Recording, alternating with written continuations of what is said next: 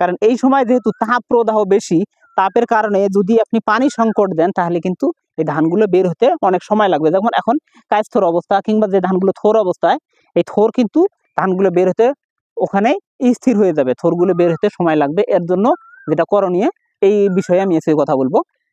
প্রিয় ধান চাষি ভাইরা, আসসালামু আলাইকুম। আজ আমি আপনাদের মাঝে নতুন একটি বার্তা নিয়ে হাজির হয়েছি। তা হলো আমাদের এই সোনার দেশের সোনার মানুষগুলো যারা এই সোনালী ফসল ফলান, এই ধান চাষ করেন, তাদের জন্য ছোট্ট একটি বার্তা নিয়ে হাজির হয়েছি। তা হলো বর্তমান চৈত্র মাসের শেষ 10 দিনে আমরা অবস্থান করতেছি। এই সময় কিন্তু কখনো কখনো বৃষ্টি থাকে আকাশে, কখনো বৃষ্টি থাকে না। যেমন এবছর কোনো বৃষ্টির পূর্বাভাস দেখা যাচ্ছে না। যেহেতু বৃষ্টির পূর্বাভাস দেখা যাচ্ছে না, এই সময় কিন্তু দেশে অনেক বেশি তাপ বিরাজ করে। যেমন এখন বর্তমান তাপ প্রবাহের সময়, কারণ কয়েকদিন ধরে আকাশ খুব মেঘলা হয় কিন্তু বৃষ্টি আসে না। এখন কিন্তু দেখবেন দিনের বেলা প্রচুর রোদ, ঠিক কিন্তু তাপ প্রবাহের সময়। এই তাপ প্রবাহের সময় ধান চাষিদের জন্য যেটা সব থেকে বেশি করণীয়, আমি সে বিষয় নিয়ে কথা বলছি। কারণ এই সময় যেহেতু তাপ প্রদাহ বেশি, তাপের কারণে যদি আপনি পানি সংকট দেন তাহলে কিন্তু এই ধানগুলো বের হতে অনেক সময় লাগবে। যেমন এখন কায়স্থর অবস্থা কিংবা যে ধানগুলো থোর অবস্থায়, এই থোর কিন্তু ধানগুলো বের হতে ওখানে স্থির হয়ে যাবে, থোরগুলো বের হতে সময় লাগবে। এর জন্য যেটা করণীয় এই বিষয়ে আমি আজকে কথা বলবো।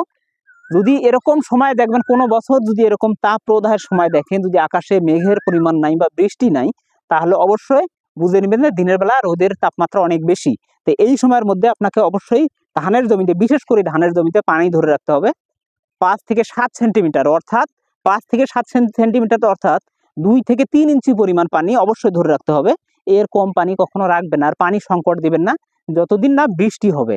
বৃষ্টি না হওয়া পর্যন্ত অবশ্যই আপনাকে ধান বের হওয়ার পর পর্যন্ত, ধানের মাথা না হালানো পর্যন্ত, ধান হালকা পাক না ধরা পর্যন্ত অবশ্যই পানির সংকট দেবেন না। এই সময়ের মধ্যে অবশ্যই 2 থেকে 3 ইঞ্চি পরিমাণ পানি ধারণ করে রাখবেন।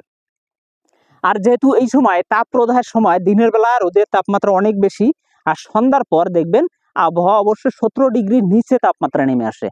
তাই যদি দেখেন যে দিনের আবহাওয়া 35 ডিগ্রির উপরে বা তার সমান হয়ে গেছে, বা রাতের তাপমাত্রা 17 ডিগ্রির নিচে চলে আসছে, মানে অর্ধেক ডিফারেন্স যখন হয়ে যাবে, এই সময় কিন্তু ধানের, বিশেষ করে এই বড় মৌসুমের একটা সমস্যা হবে কি, ব্লাস্ট আক্রমণ করবে। ব্লাস্টের জন্য দেখবেন যে অলরেডি ব্লাস্টের সিমটম এই যে শুরু হয়ে গেছে।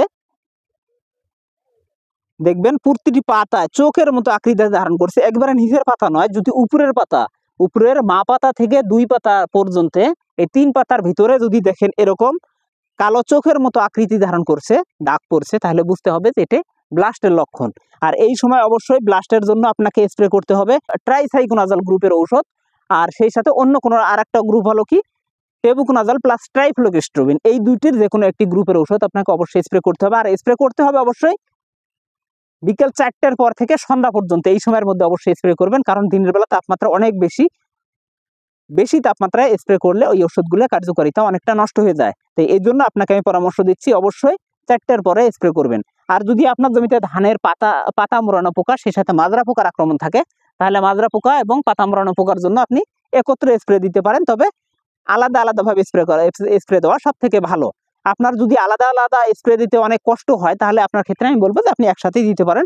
আর আরেকটি কথা হলো, স্প্রের পানিগুলো অবশ্যই পরিষ্কার এবং ঠান্ডা পানি দিয়ে দেবেন। কারণ ওই যে এখানে মেশিন বন্ধ হয়ে আছে, সেখানকার হাউসের পানিগুলো একেবারে রোদে অনেক বেশি, পানিগুলো তাপিত হয়ে গেছে। এই তাপিত পানি কখনো আপনি স্প্রে করবেন না, কারণ ওষুধের গুণাগুণ এমনিতেই রোদের কারণে নষ্ট হয়ে যায়, আর ওই তাপের পানিতে আরো নষ্ট হয়ে যায়। এই জন্য আমি আপনাকে বলবো অবশ্যই শীতল এবং ঠান্ডা পানি দিয়ে স্প্রে করার ব্যবস্থা করবেন, তাহলে স্প্রেগুলো সব থেকে বেশি কার্যকর হবে।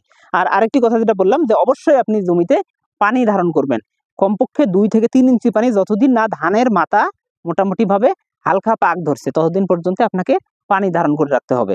আর যদি বৃষ্টি হয়, তাহলে আর তাপ প্রদাহটা অনেকটা নিয়ন্ত্রণ হবে, তখন আর এরকম ভাবে আপনাকে পানি ধরে রাখতে হবে না। দর্শক, আজ এ পর্যন্ত এই ধান চাষি ভাইদের উদ্দেশ্য আমার এই বার্তা ছিল। যদি আমার বার্তাটি আপনার ভালো লাগে, তাহলে অবশ্যই আপনি আমার ইউটিউব চ্যানেলকে সাবস্ক্রাইব করবেন, আর সেই সাথে আমার ফেসবুক পেজের সাথেই থাকবেন। ধন্যবাদ।